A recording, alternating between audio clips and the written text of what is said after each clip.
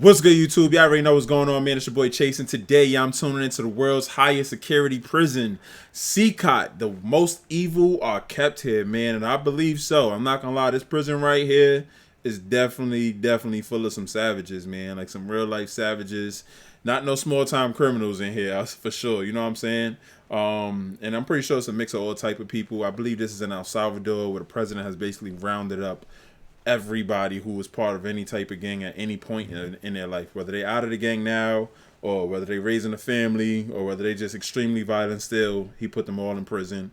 Most of them in El Salvador, some of them even from America and other parts of the world. I do know a lot about this prison right here, so this is not my first reaction to this prison, but this is definitely my first time watching this video right here. I'm actually new to this guy's channel right here. I believe his name is Ruhi Chenit. I would love to check out some more videos. This is actually a new channel that I'm starting right now. So like, subscribe, comment, turn those post notifications. These type of videos I watch on my own. I love me some documentaries. I like to know about what's going on in the world. I like learning new information. I definitely love me some mafia movies or YouTube documentaries about prison systems and all that type of stuff. So yo, I got way more content on the way. If you guys do want to drop me some suggestions down below in the comment section, I definitely would appreciate it. Like I said, man, like, subscribe, comment, turn those post notifications, and I hope you guys enjoyed this video, man. Shout out to Ruhi Chenit. This video has over 100 million views in 4 months. So I had to tune in, man. It's my first reaction to it, so let's get into it. Y'all already know the vibes, man. It's your boy Chase, you heard? Strictest and largest prison. This mega prison has a capacity of 40,000 prisoners. What you see behind me is the world's strictest and largest prison. This mega prison has a capacity of 40,000. Prisoners here are the most unsafe people you can even imagine. How many people's lives have you ended? Is it 5 or 10? How many? More than 50. MS-13 and many More other than gangs. 50. These are animals. These aren't people. They're psychopaths, sociopaths, the kind of people we have here. We are about to see the worst of the worst. Welcome to CECOT, the world's largest prison by capacity in El Salvador, which was constructed to imprison the highest profile criminals. Those who enter this prison are destined never to leave alive. There's no way out. How are you gonna come out of this? The reason why this small country of 6 million needs the largest prison is the gangs. Once dominating the country, these gangs faced a dramatic crackdown starting in March 2022. Under President Nayib Bukele's administration, Yo, my son had the devil horns tattooed right here. It's actually crazy because these people are savages, but I think it's messed up that we don't consider these people human. We don't know their background or what made them get into whatever they into. It's messed up, man, because I ain't gonna lie. Like, there's high security prisons, and then there's CECOT. Like, this is crazy. I'm gonna let it rock, though, man. This is definitely wild, though, so far. And we only a couple seconds in. 70,000 individuals, about 2% of the country's adult population, were arrested within just 16 months. Buses transported thousands of chained gang members to CECOT in a tightly coordinated nighttime operation. Sitting one behind the other, heads lowered, they looked like a single mass. Surrounded by armed guards, none of them dared to resist commands. Their life has changed in a day. In this documentary, we will interview one of them, one of the most ruthless gang leaders, known by the nickname Psycho. 10 minutes. You only have 10 minutes. Built in 2022, this massive prison is made up of 8 separate modules spread over 410 acres of land. Each pair of modules is enclosed by 2 separate 3-meter-high walls with razor wire. The entire facility is surrounded by a towering 9-meter-high wall with a 3-meter-high electric fence carrying 15,000 volts. 19 watchtowers are ensuring There's no getting out of escapes there. notice. The entire design doesn't just prevent escape, it erases the very idea of it. Hello. It's crazy. Hello, we have permission from the presidency. The soldiers stopped us. We're hoping this will be the last checkpoint. The jammers blocked all signals within a 2-kilometer radius of CECOT, completely cutting off all communication. Over 600 soldiers work only to secure the perimeter. We are gonna leave all of our belongings here before entering the prison. We will only carry our cameras and microphones, that's it. Pass slowly. Look at the camera, the body scan. I forgot my wedding ring on. Well, that needs to be put away over there. This high-capacity X-ray scanner even shows bones and internal organs. It's mainly used to scan newcomers, ensuring no one tries to sneak in anything forbidden on their body before entering. The inmates used to swallow some objects, or they would try to bring them in vaginally or anally. Micro SD memory cards, microchips, and not only that, even phone chargers. Another thorough body search has been conducted. Take off your shoes. They even inspected inside our socks. It took us around 1 hour just to pass through security, even though we were invited as media after months of applying. Guards are wearing masks. It's crazy because I'm pretty sure none of these people get visits. Like, so an hour through just searching, like, bro, what is he gonna do? And everything is secured here. Like, what can he possibly be bringing in? I'm pretty sure he's being watched the whole time. And it's crazy that the presidency gave you an invitation here and it still is an hour to get in there. That's crazy. And then the phone charges, who's bringing the phone charger? I'm pretty sure there's no outlets. That's wild. They're doing a risky job here, so if they get identified, it might be riskier for them to go to town centers because these gangs, they have a lot of connections, so they have to keep their identity secret. Why don't you wear a mask? I have to talk to them face to face, looking them in the eye. They already know who I am. We're in the registration room. This area is for inmates only. When a criminal is captured on the street, they don't carry ID or give their real name. That's why their fingerprints and photographs are taken here to enroll in the system. Once they become a permanent part of CECOT, the inmates lose all contact with loved ones for the rest of their lives, as family visits are strictly forbidden.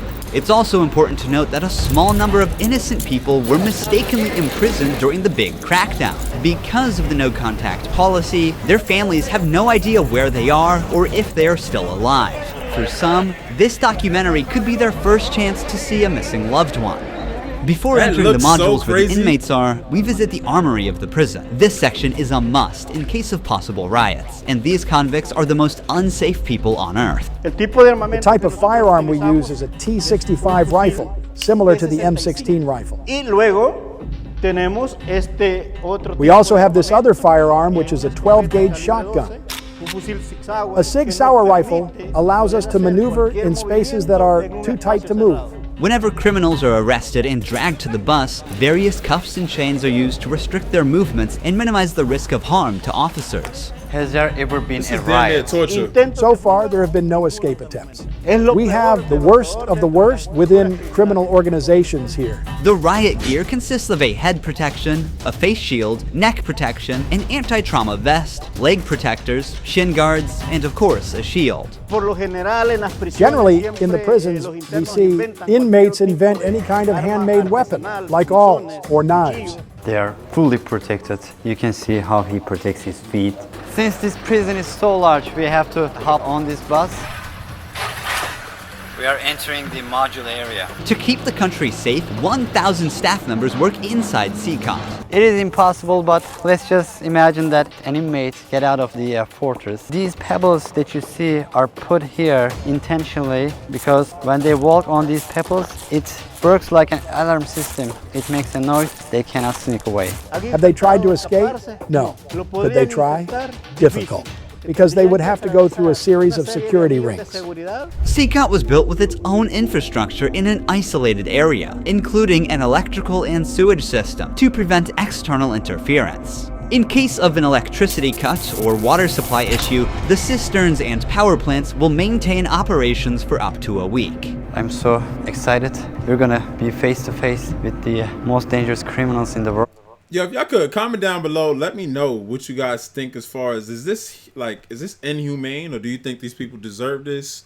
Is this really deserved? Like, this is actually very, listen, some people do need to be rehabilitated. Some people do need to be in prison and locked away forever, because there are some crazy, vicious people out here. But this right here is very intense. And these are not all savages. I want to make it very clear. They're making them out to be all savages. Some of these people were people that had a family and got out of the gang life also. So this is actually just wild to see that you could just capture somebody, take them somewhere. Their family doesn't know anything about them.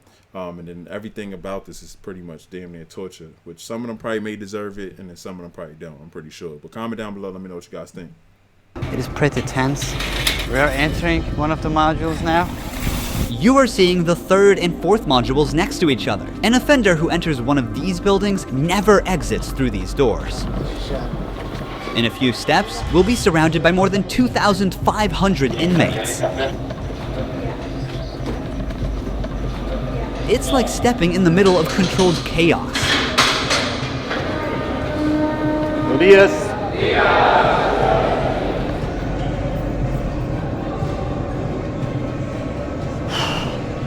is so intense.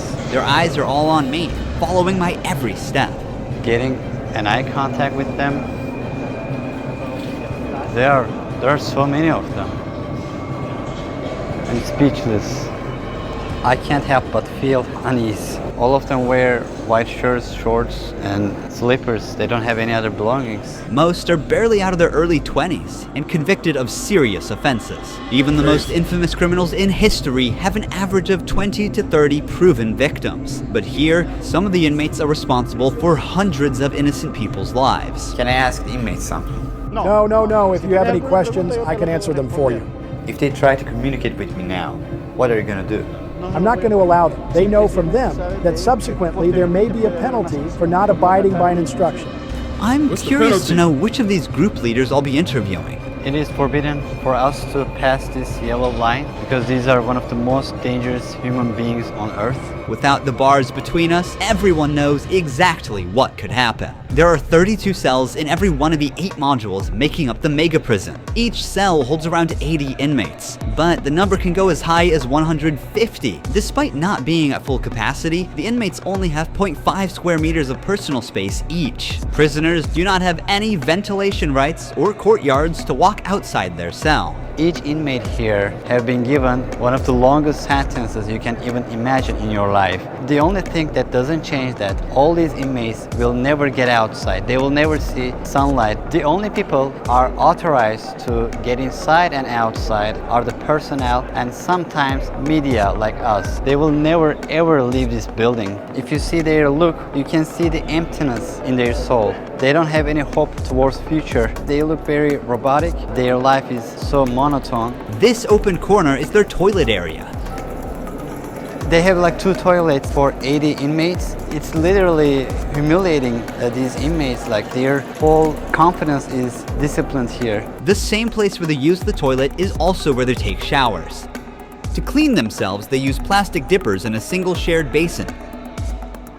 There's no running water in the cells, so the prisoners have to rely on one blue barrel for drinking water. Where they sleep is these metal bunks. No pillow, no mattress. Each prisoner receives just the bare essentials: a white sheet, a uniform, socks, slippers, and a towel. That's it. The prisoners spend their entire days on their 4-level bunk beds. They have stacked tightly, like items stored in a warehouse. As part of hygiene and order, inmates are shaved every 2 weeks by personnel. Long hair or beards aren't just unhygienic, they can also hide sharp objects. Let's take a look. Take off your shirt and line. That's crazy. These are like big storage units for people, for dangerous people. It's crazy because I wonder, like, if you got to take a shit and you taking too long, like, do they get in a fight? Does somebody like what happens if a fight breaks out? Like, I really would wonder what's the whole process behind it. 'Cause this is actually wild. 80 people to 2 toilets, 150 people to 2 toilets, and 1 barrel of water. That is crazy. Who's drinking too much water? Now they are taking their shirts off. These inmates were once part of the MS-13 and Barrio 18 gangs, which controlled the neighborhoods of El Salvador. These they two got enemies rival together. gangs spent years extorting money from locals and causing Imagine beefing with somebody over something that you thought was such an important war just to end up in a cell where you got to end up and these are your roommates for the rest of your life and you can't even be violent against each other. That's crazy. They are taking their shirts off. These inmates were once part of the MS-13 and Barrio 18 gangs, which controlled the neighborhoods of El Salvador. These two rival gangs spent years extorting money from locals and causing great suffering to Salvadorans. There is Barrio 18, MS-13 gangs all together in one cell. That's right, just like that. The entire module is the same. They all live like this. Outside, entering each other's neighborhood could mean being torn apart. Yet here, they are side by side until their last breath. How do they live without attacking one another? They have to learn how to live together. Here, they are in a prison. They are not on the street. Most of the inmates have tattoos covering their entire bodies, even including their faces, showing their loyalty structure. For MS-13, tattoos often include initial letters or the number 13. Members of the other gang use symbols like 18 or 666, which add up to 18 and symbolize the devil, or they use Roman numerals. Having gang tattoos on one's face is a clear sign that they are one of the most ruthless and high-ranking members of the organization. Crossing paths with such a person on the street is the same as staring death in the face. A spiderweb tattoo represents being caught in the web of justice and serving a long prison sentence. The devil horns tattoo is a dark symbol that represents these individuals' worship of the devil. Some even claim that they carried out their actions under the devil's command. A teardrop tattoo signifies that the person has ended someone's life. The number of teardrops indicates how many lives they've taken. If there are 3 teardrops, it suggests that the tattoo's owner has taken so many lives that they've lost count. With the phrase "laugh now, cry later," these masks or clown tattoos send a clear message. Stay strong in the face of hardship now and deal with the consequences later. Are all these people truly bad? They're on another level, high-profile criminals who will never change their mentality. If you look at the upside, there's a catwalk area. Guards consistently watch over the inmates from this elevated spot above the cells. If anything suspicious occurs, they will intervene while an extensive network of cameras observes every corner 24/7, ensuring nothing goes unnoticed. The modules are kept lit all day and night for monitoring. When the sun goes down, the lights stay on all the time. They are constantly being observed. I think this is one of the hardest things. When they try to sleep, they use their towels and cover their eyes to block the light. Preacher here is teaching some of the important lessons from the Bible to the inmates. They're doing physical exercise over here. There's a trainer there. This is the only time these inmates get out of their cells. These activities take place for a total of 1 hour per week, under the watch of armed guards. For the rest of the time, they are locked inside. They used to control the streets. Now, they can't even take a step with their free will. It's a rotating schedule. There's not enough space, so they can't all go out on the same day. Has there ever been a chaotic incident when these inmates were outside of their cells? So far, nothing. Whenever we focus the camera on a cell, we often catch a prisoner silently mouthing words. Even behind bars, gang members attempt to send orders to the outside. This prisoner was doing just that, but we censored him to block the message. Despite the crackdown, these groups still hold significant power outside. Rumors suggest they have plans for taking revenge by targeting innocent people. But in response, the authorities threaten to impose even harsher measures on imprisoned members. If they do that, there won't even be one meal in prison. Uno. I swear to God, they won't eat a grain of rice. Let's see how long their homeboys last inside. Here they get 3 meal times: breakfast, lunch, and dinner. Breakfast is usually beans and rice. For lunch, they get white rice and pasta. And dinner's pretty much the same. The only thing that changes is the drink. There's no nutritious food like chicken or meat. This is the lunch. It's rice, pasta, and 2 tortillas. Does the menu vary from day to day? No. Is it the same every day? It's always the same. It's for freshmen. Okay. It's a sugary drink. I'm going to taste it. That seems like a whole nother punishment in itself, having to eat the same food over and over. It's crazy. I just was telling somebody, I don't know how people meal prep. After the 3rd day, 4th day, I needed something different. I ain't gonna lie, I need to figure it out. This is wild right here, bro. This is like crazy. For myself. Inmates a lot of people their would hands survive and a weekend clean their plates before returning them. With a diet lacking in protein, many likely suffer from nutritional deficiencies. Before starting our interview with an inmate, I want to show you one more place that is even more extreme than what you've seen so far. Here we are in the isolation cell area. If inmates break a rule, they can be sent to these isolation cells according to the legislation. The law gives me the right to keep the prisoners in isolation for up to 15 days. These cells have sealed doors. Through this grid, I can see them and identify who's inside. We serve food here, and we also use this space to put handcuffs on them before opening the door to move them from here to their cell. Welcome to the isolation cell. If an inmate misbehaves, this is where he ends up. He won't know the time or how much longer he'll be kept inside. For days or even weeks, he sleeps on this concrete bed without ever leaving. They are cut off from the outside world, left alone with nothing but their thoughts. This is where they supply their water. There's a water basin here. They take their water here, and this is where they pee. The basin for drinking water and the toilets are located side by side. The toilet looks recently used and dirty, suggesting that this cell has recently been used. The only light they have is this little hole that barely lets the sunshine in. This openness is also the sole source of fresh air.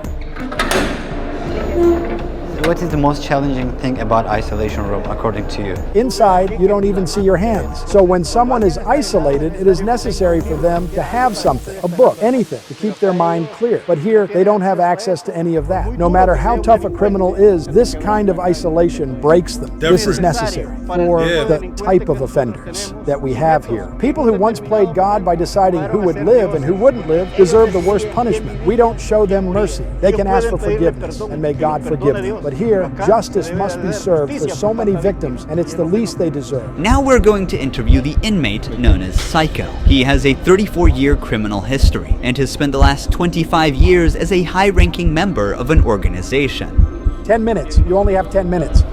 12 guards. Bro, do you know how hard it is to survive 2 days in an isolation cell? But like an isolation cell with no books, no nothing but you, your thoughts, and you could try to make yourself laugh, you could try to work out, you could try to sleep. 2 days will feel like torture, bro. So imagine being in here for weeks, and he's saying there's no light. You can't even see your hands. That's crazy, bro. Barely enough to ensure the safety around this inmate. Remove the mask. What is your name? My name is Marvin Ernesto Medrano Vasquez. How old are you? I'm 41 years old. You don't look 41. You look younger, like 35. That's a good thing that you told me, because I feel old. Can I see your tattoos? MS-13. When did you join this crime organization? In 2004, but I started my criminal record since I was 11 years old. How did you first become involved? When somebody's born with just a mom and the mom is working, you look for the streets. You look for somebody to help you out. I said, oh, my mom's poor, I need some shoes, I need some clothes, and I started robbing. Then I need a father figure because I didn't grow up with my father.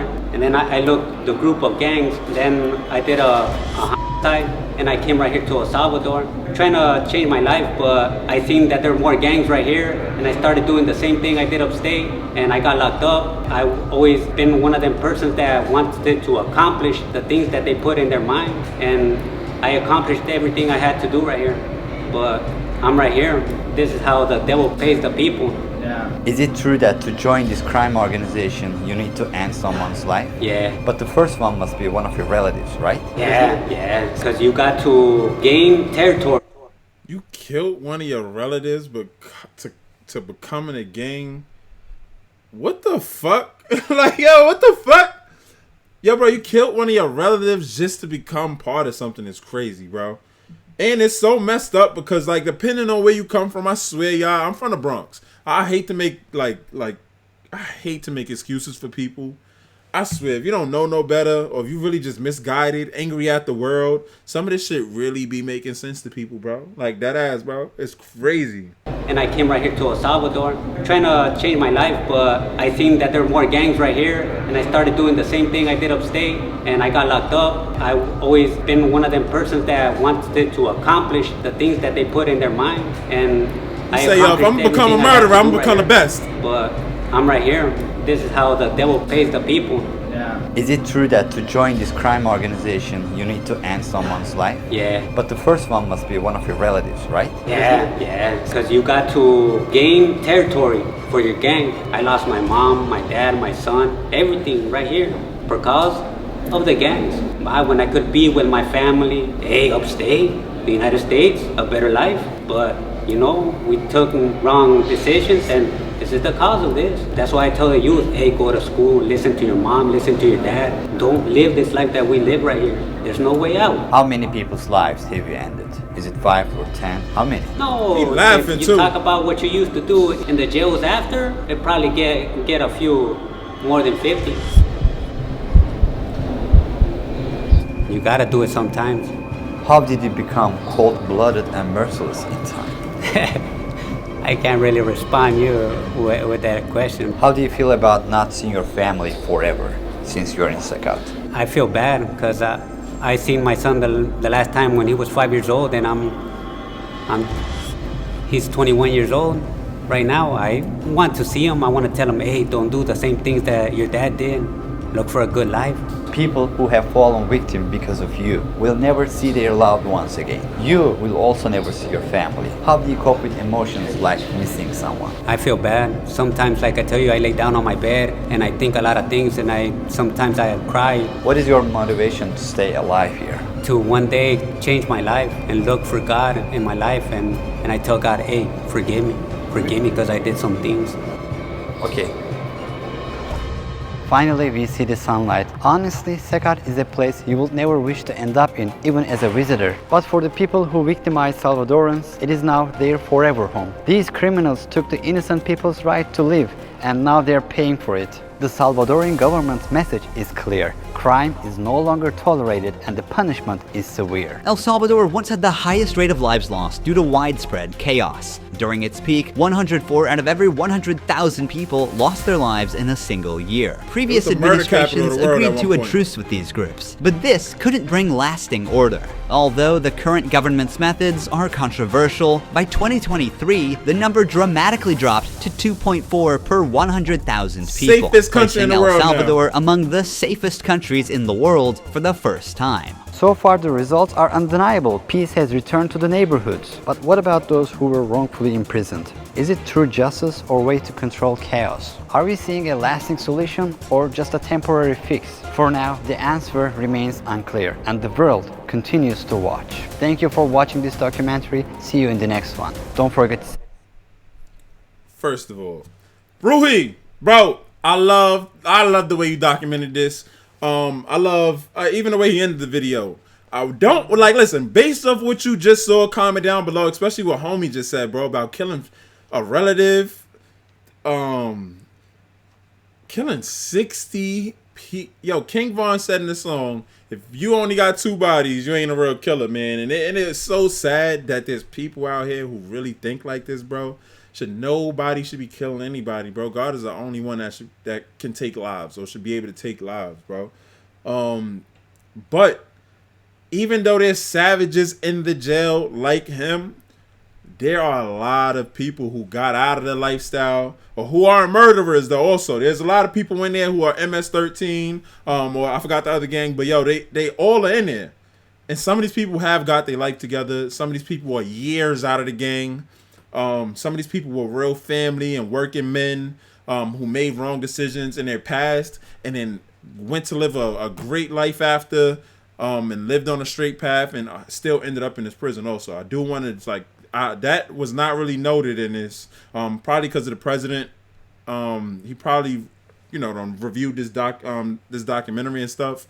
But bro, Rui, you did a great job on this. I can see why this has 100 million views. This is actually crazy, bro. This is actually crazy. Comment down below. Let me know what you guys think. If something like this was to happen in the U.S., how would you guys feel, man? Like, I ain't gonna lie, or anywhere in the world, but like particularly the U.S., because there's a lot of gang members. There's a lot of people who done went and got their lives together. There's a lot of people that made bad decisions at different parts in their life, or just was misguided as kids, angry at the world, and have gone on to find relationships with God or whatever. Do you think that this treatment is exactly what they deserve, or do you think that that this is damn near inhumane? Let me know down below in the comment section. I hope you guys enjoyed this. This was crazy. I got way more on the way, so keep on tuning in. It's your boy Chase.